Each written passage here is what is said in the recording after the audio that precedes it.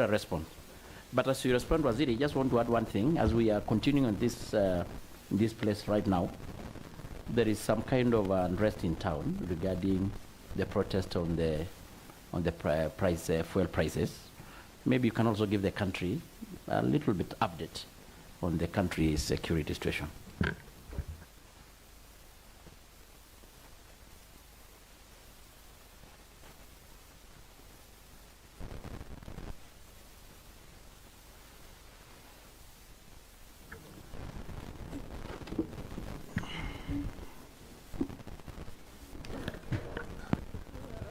Maybe that's part of the reason why you should let us also go back to work. Trying to read. Yes. Thank you. Chair, maybe I could say something before Waziri comments. Let me finish and finish this one. Because the Speaker had already made a ruling. There are some issues which have been raised. Later. Like when you expect the minister to be the investigator, I don't think that is within his mandate. You will have your time, Aduma, please. Okay. Thank you, Mr. Chair. The Chair already. Chair, first on security roads, let me combine the question by Honorable Korere and Honorable Umi. In both cases, security or infrastructure, if you look at the report, we are saying marginalization is contributing immensely to the question of insecurity.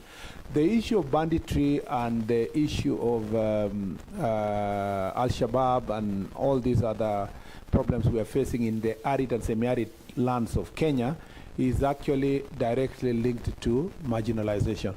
And that you improve infrastructure, irrigation, education, connectivity, communication. When you improve all these things, the level of security improves, because then accessibility enables you to track and respond to any security challenge very fast. We reckon that, the history shows that the road Isiolo to Moyale contributed immensely to a huge drop in terms of crime, because the criminals were taking advantage of the slow road, places to put IEDs and so forth. The road of Isiolo, Modokashe, Wajir, Samatar up to Mandera is believed that it will really change northern Kenya in a big way.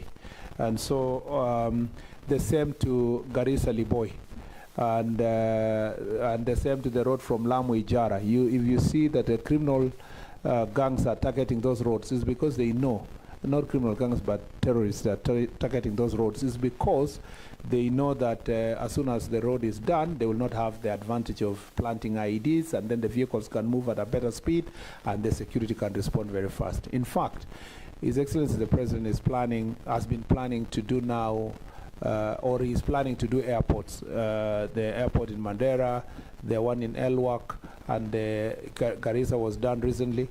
So in border airports also will help us to respond very fast as a security team. So there is a direct correlation between infrastructure and security improvement, and infrastructure and security response.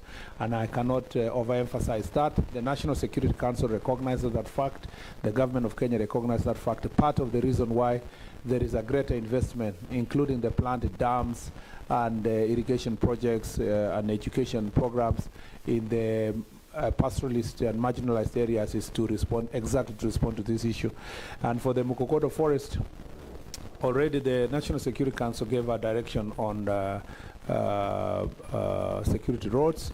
1 billion shillings was set aside, provided for in the budget. It's with the Ministry of Roads, and we are working together with the Ministry of Roads to see part of the roads include Mukokotwa forest roads, how they can be implemented either by KERA or use KDF to help us, especially in these very difficult places like Mukokotwa forest, where access is a big issue. And so for the Honourable Member, I will work with the Ministry of Roads to ensure that this is delivered. On the solutions, I think many people are saying that why am I coming here to look like I'm writing another book of lamentations on the question of gangs? I am not lamenting only. I am actually seeking for your support. You see, security operations cannot succeed in an environment where there's resistance by the public and by leadership. When we did the operation that we did in Kitale, you saw one of the leaders coming, to the media and say, oh, youth are being targeted. This government is targeting you. Okay, the same youth attacked young people who are registering voters. So we need public support, because where there is interference, leaders play a significant role, and they are powerful and important. Leaders can mobilize 10,000, 20,000 people. There is no amount of police officers in a rural county that can defend public institutions or individuals against mobilize 10,000, 20,000 people. So I have said it, and I want to repeat that irresponsible leaders are the greatest threat to national security. That is period. And using such platforms to raise the level of awareness and ask for national consensus conversation, I am happy that now there is a conversation. Everybody is crying about gangs.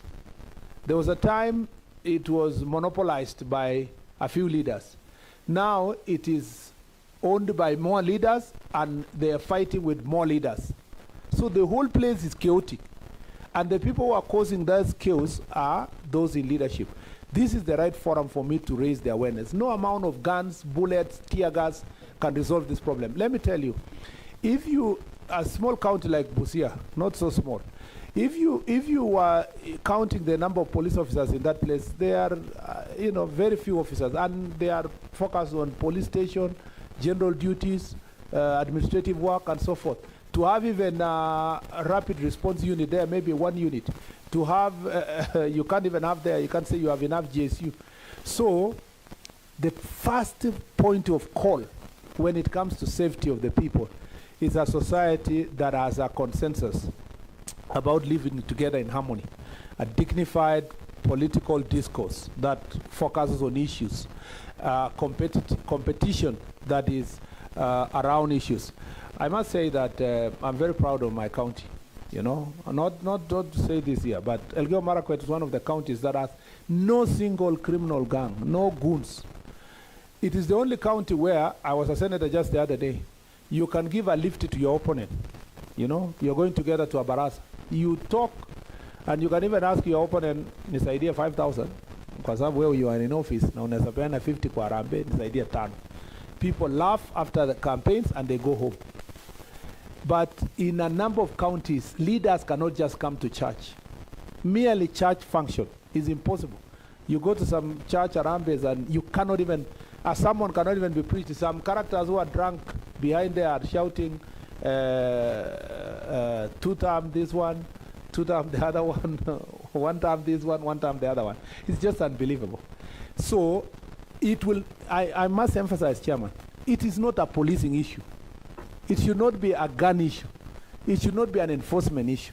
It's a question of good manners. Yeah, it's an issue of leadership, that the entire leadership must rise in one accord to accept that we need to bring order to our country. And that's why we are raising this issue here. Some leaders, and I agree with Honorable Kaunya, some leaders, their only claim to leadership is actually eliminating his opponents.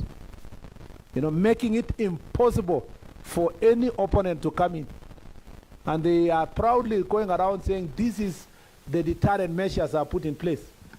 Nobody can address a meeting in my constituency if he's going to mention my name. So the only way they are in office is because there is no other one. Because he has beaten all the other people, he has harassed them, he sent goons. Those leaders, if today we were successful, and we are attempting, we are working hard to do so, to arrest all his people and take away with the gangs, they will never get a single vote. The only reason why the voter puts their name there is because they either terrorize them or they have eliminated their opponents. This culture must come to an end. Lastly, judiciary. This is, I don't know. I mean, in the first lesson of constitutional law, you will be told in first year that there are things that judges must take judicial notice. You don't need to plead it before a court of law. for them to appreciate that the country is suffering because of these acts of goons and gangs. But yet, judges are still releasing these people to the public. They don't care about the bail terms. As long as a number of opposition leaders have appeared before court, it is enough proof to say that rights have been violated and release these people to go. When you're saying we have done nothing, when after the protest of 2025, over 1,000 people were arrested by the by the IG, including those who banned police station in Kikuyu, in Olkalau, in all these other places. What happened? What happened? The courts released them. Of course, you know, leaders made noise. Hey, Watiangu. The courts released them. They went back to their society. They were back the other day. They were in Kikuyu and other places. And this circle will continue if we do not get the support of the judiciary. So no matter, notwithstanding what the DCI and IG here will do, without the conscious support of the judiciary, this country, and you know, we know they banned courts. So there is nobody who is infallible. Now, and on the question of criminal justice system, yes, I've seen that. Interference from Syria Command, it is true. During Jukwaa la Usalama, most of the police officers were saying that you carry out serious enforcement, a phone call comes from Nairobi, you are transferred. Okay? You are either transferred or you are warned or you are asked to release people. So the IG is also under pressure from all of us, including yourselves, including all of us, executive, yourself, judiciary, big people, business people, billionaires, and so forth. Always saying, "Iyo ni mtu yangu, wachilia ule, fanya hiyo." We need to allow the National Police Service to do its work independently.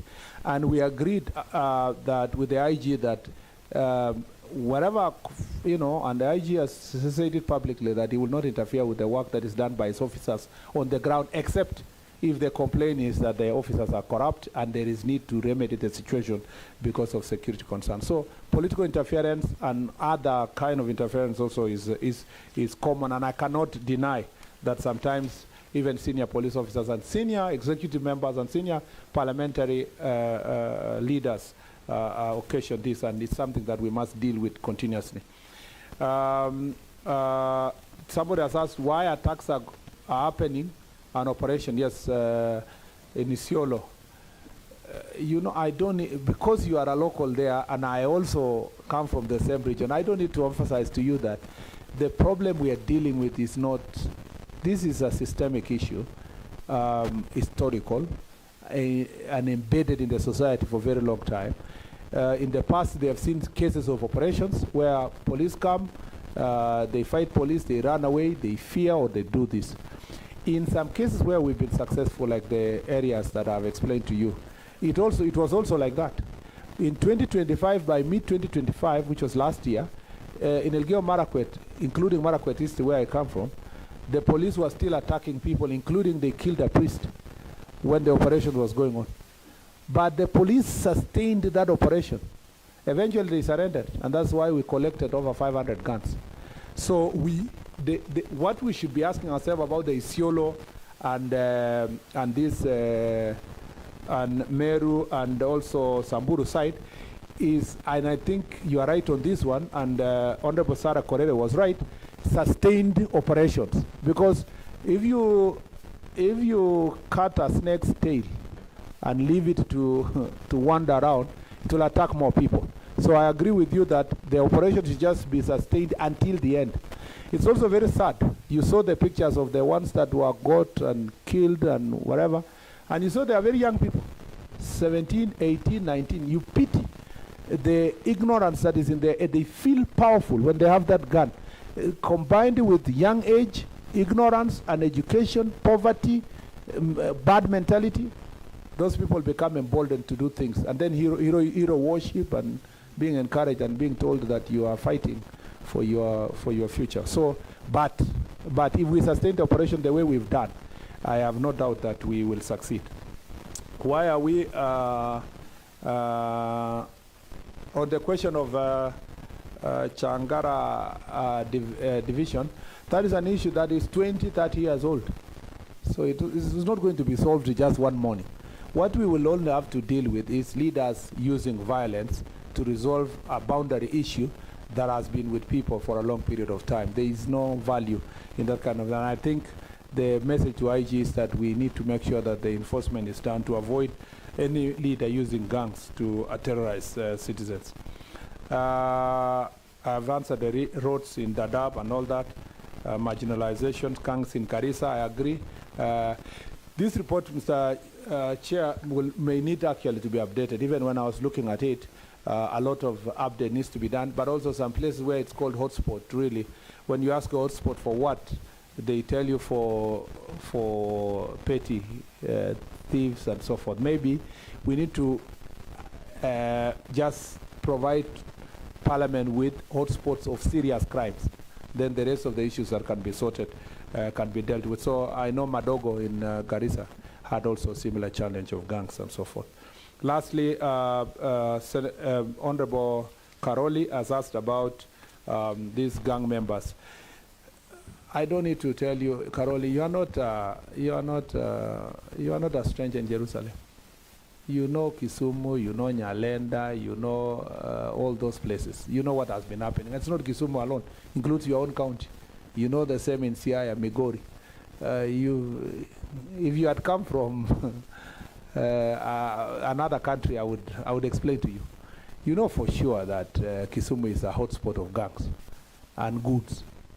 And it's not only you, everybody else here knows, because we have used Kisumu town, that as long as you are passing a particular area and they know certain leader is coming or whatever, you will either have boys asking you for kuchunga hour, or they are targeting you, a particular person, because another one has mobilized us against the other person, and they are not loyal to anybody. They are loyal to the one who pays. Who pays the piper calls the tune. And they are available, not Kisumu alone, all these goons and gangs are available for hire. The man who will take care of them today, will only be doing so because he has the capability and time. When time changes, another one will do it against him. And that's why we're having this conversation that we need to deal with gangs issue. Now, what happened to the Osotsi issue? The Osotsi issue was the DCI circulated the pictures. As you said, some of them presented, 3 of them presented themselves. The rest of the 13 or 14 ran out of the country to the neighboring country. So, but the IG and the DCI are on them, working with the authorities in the neighboring country, and we will arrest all of them eventually. As soon as they step in this country, they will all be arrested. And I hope that will be the first example to show that violence doesn't pay.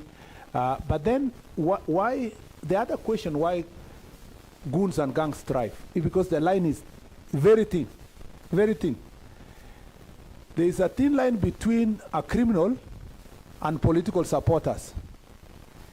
And political supporters who are criminals when they are committing crime and when they are just present themselves as supporters. Now tomorrow, including you when you go for the rally on Sunday, can you for sure tell this house that you will not mobilize criminals to accompany you to the rally? You cannot say with certainty because, you can't say with certainty because you are already, even now in your mobilization preparation, now you are saying vijana wetu ya kutoka wapi, vijana kutoka wapi, your supporters, some people you are mobilizing people from Nairobi, your others mobilizing from Kakamega, others are from Luanda, we know them. But you see, they are citizens of Kenya. Before they commit a crime, you cannot say, I arrest them preemptively. Because sometimes they come empty-handed, reaching there, somebody supplies rungus and so forth. This issue can only be sorted, not by the police, because the numbers you are intending to have in that city are many, and they're also your opponents who are coming there to shout, as you shout one term, another one is shouting one term to you also yourself, or to, 2 term to another person. Then the police are being expected to stop people from saying 2 term or 1 term. It's a very difficult job. This is, in fact, I almost suggested that we might need actually a national convention of leaders sitting down and saying, my brother, let's just agree to do civilized campaign. Let's not incentivize young people for gangs, because until the moment something erupts inside the rally. The police officer will never have known that this is a gang. Sometimes we are accused, and I've seen police being accused that they are working hand in hand with the goons and whatever. Before anything erupts, you'll never know this one is a goon, you know? Okay, look at the case of Nairobi during Mandamano. Watchmen, business people, prepare themselves for the Mandamano. So what do? They put watchmen around their businesses, business shops, and then give them that karungu. Say, okay, you take care of the whatever. On a normal day, a watchman, nobody has a problem with. So when the police are now doing the operation and a watchman is standing on the door, what would the media do? They take pictures and say, you see, those are the goons being protected by the police, working hand in hand with the police. Those are the complications that sometimes never get explained. But I can tell you from the bottom of my heart, from where I stand, I abhor any kind of goons and gangs. And we are trying our best, and I know the heart of the Inspector General of Police, we are trying our best under difficult circumstances with a police force that is also, we have not recruited people in the last many years. We are very excited about this 10,000 recently who are graduating in October, and I mean end of August, September, and we are waiting with bated breath to have them so that they can bolster the numbers, and we should be ready for the elections. I thank you, Mr. Chair. Thank you so much. And members will ask that we go to the phase 2. Chair, just a short clarification, just a minute, Chair. Just a minute. It's already midday, and we still have 14 questions that the minister